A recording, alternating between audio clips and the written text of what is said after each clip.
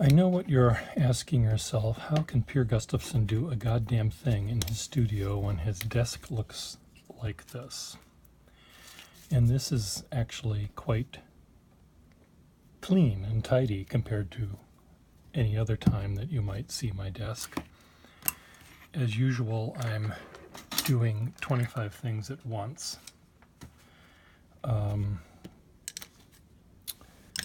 One of the 25 things I've been doing is making masks for a mask show. And consequently, I've got pieces of erector set and scissors and glue and paint and vice clamps and other things. But I don't want to talk about those. I want to talk about this. So let's make this look pretty, shall we? Do I have a piece of velvet to put down here to make it look? I do have a piece of velvet. Now, where is it? And yes, my hands are dirty because I just put a sack on this pen. Actually, my hands are pretty clean compared to, like my desk, compared to most of the time. But anyway, so here's a pen I bought on eBay, and I think I got it rather than someone else getting it because I see things differently than most people. I'm not your average pen collector. I don't know whether I'm above average or below average, but I'm not your average pen collector. What attracted me to this pen was, let me tell you what I wasn't attracted by. I wasn't attracted by the gold fill aspect of it. Okay, that's the only downfall. If this was sterling, if this were a sterling silver pen, I would be all over it, like a cheap suit. But it isn't. It's gold fill, so I have to look past that. And so it's a large size.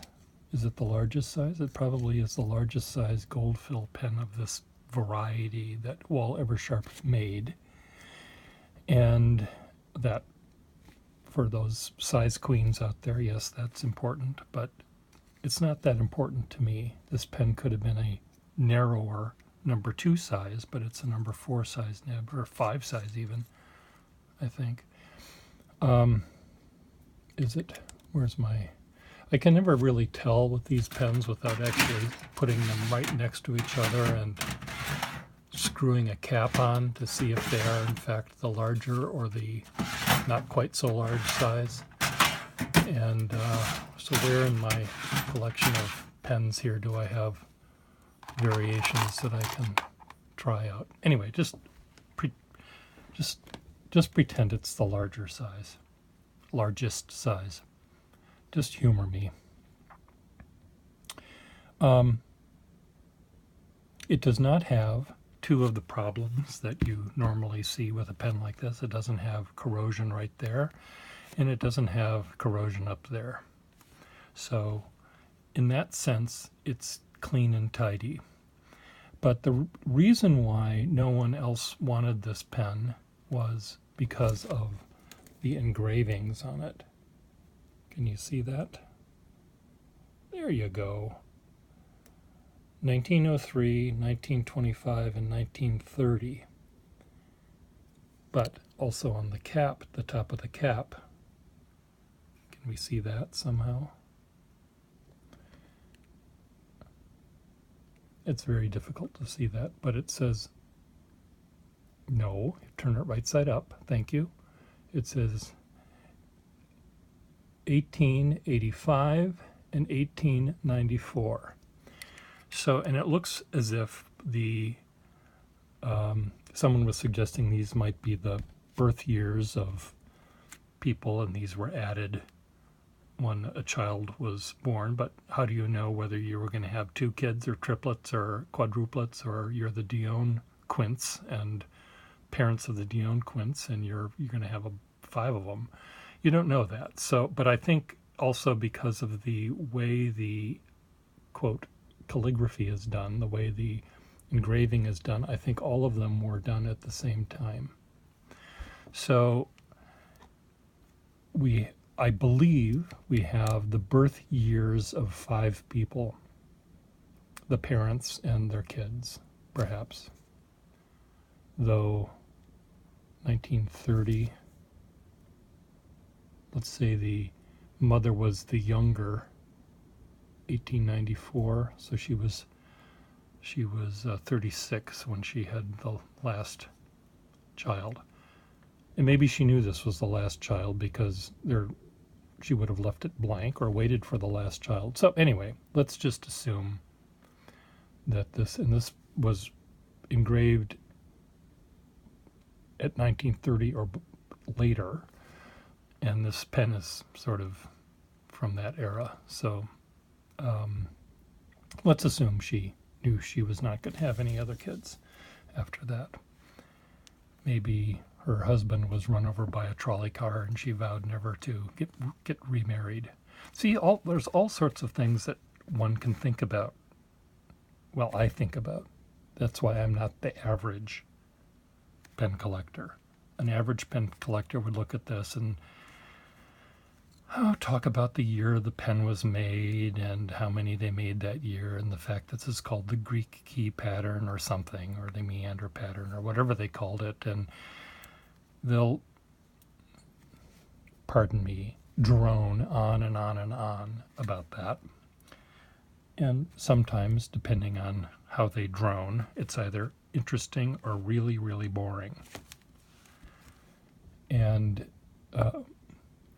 where my mind normally doesn't think about the previous owner, when I do see an engraving like this, my mind wanders. And I start thinking about things that take up time and space and keep me from doing things like the job I'm supposed to be doing for Harvard University. Okay, now, one of my neighbors in my building said that he works in Harvard, and I know he was a teacher, and for years and years and years and years and years, I thought he was a professor at Harvard University, Veritas. But he was not. He worked at Harvard, Massachusetts. There's a town called Harvard, no relation to, well, it might be related to John Harvard, but no relation to the university. Why did I go down on that path? Oh, I could be working for Harvard University, not the town of Harvard, on a job I've got to do for them. But I wanted to show you the nib on this pen. This nib is later than the pen. It was, this pen would have had a number 5 wahl nib in it, and it has been subsequently exchanged or replaced or swapped out for a signature pen from their later production. But it's a slightly flexible stub nib. Now, who's not going to like that? This nib alone should make pen users happy. Why is it skipping? It's not entirely skipping. I just filled it with ink, and my ink was down toward the last few drops, and ink, especially my ink, when I leave it uncovered for days at a time, slowly turns to sludge. The consistency of the Exxon Valdez oil spill after it's been sitting for a while on the beach. But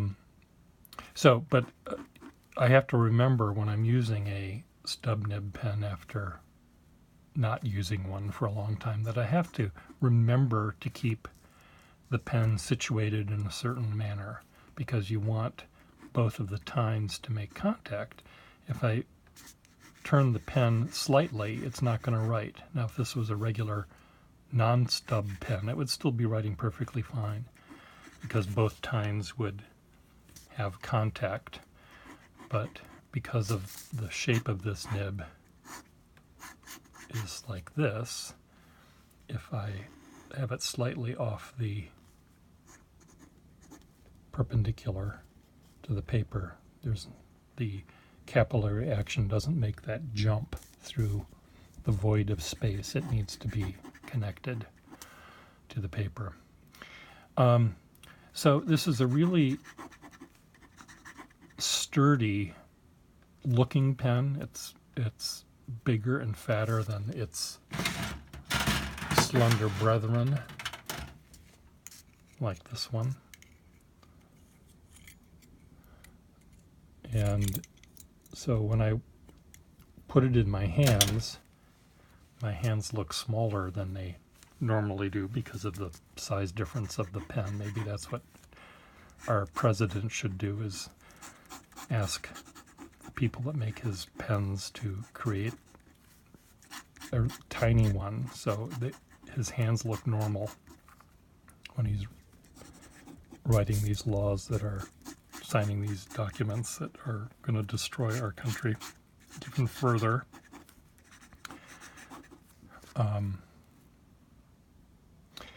I occasionally spout off things in my videos that have nothing to do with what I want to talk about, which is this pen, and I veer toward religion or politics or whatever. And I imagine there's a dossier being kept by someone, and I'm put on a list of people to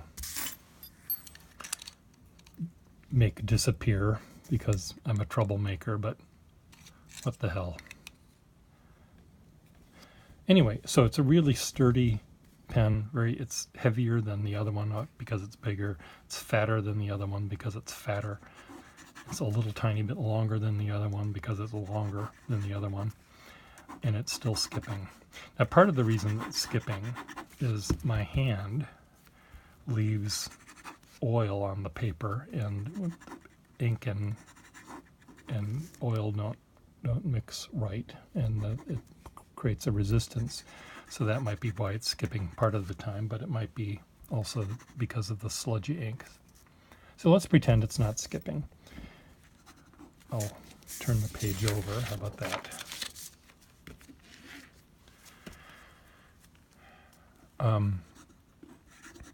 It has a really, I don't normally write with a stub nib, and I use stub nibs when I have to do things calligraphically that are used, that one uses stub nibs for, like Gothic lettering and some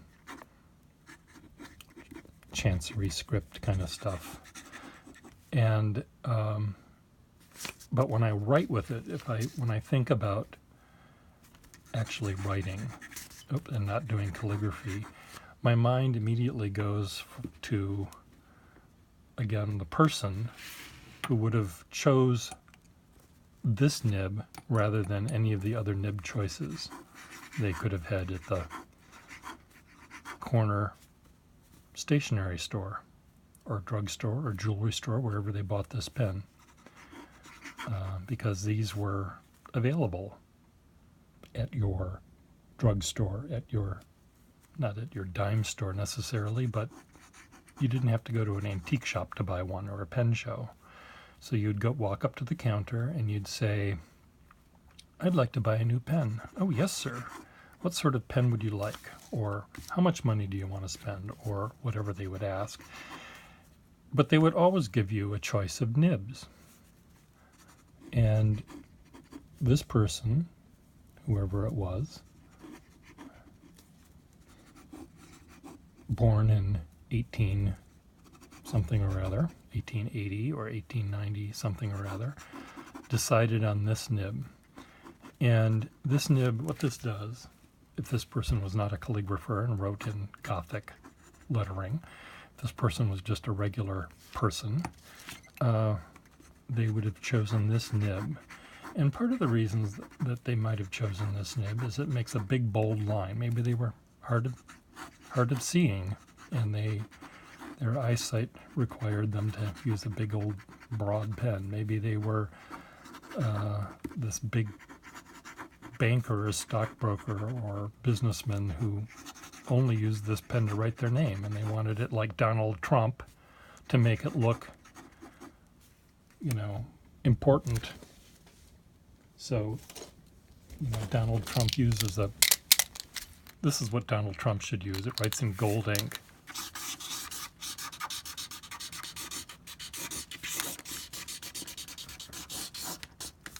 See? Gold ink. Stupid dough. Anyway, Donald Trump. So maybe he wanted his signature to look important without having to do any work. Just pushing up and down on this pen without even applying pressure will give you the thick and thin variation, thick on the downstroke, thin on the side stroke.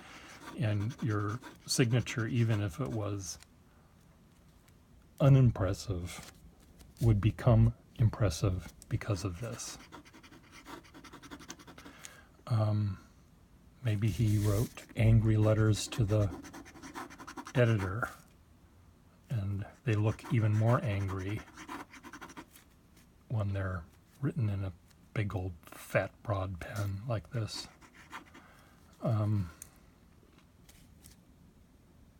What else can I say about this pen? What else can I drone on and on and on about? Yes, it has some plating wear. Yes, it has a ding right there. Do I care about the ding? Not really. The cap is a little bit more worn than the barrel. Now, why would that be, Watson? I don't know, Holmes. Why would that be? Well, it's obvious, Watson. Well, finish the sentence, Holmes. Tell me why it's obvious. Because he never posted the pen. He just would sit here and he would hold this pen like worry beads and think about all the millions of dollars he was going to make by signing this contract, or he proved by geometric logic that the strawberries did exist and were stolen by the crew. Or what?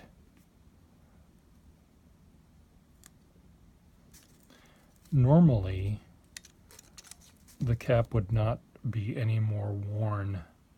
Sometimes the back of the cap can be worn, or the front of the cap can be worn where it has friction against the clothes when you have this in your pocket. It doesn't show the same wear on this because this is not always screwed in the right orientation. So, but that would be wear here and wear there. So, anyway, I'm pretending he was Captain Queeg's father. And Captain Queeg was one of these born in 1903.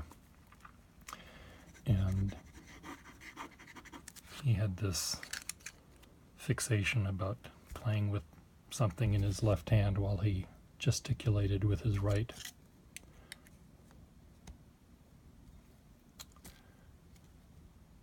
Well, 19 minutes of babble.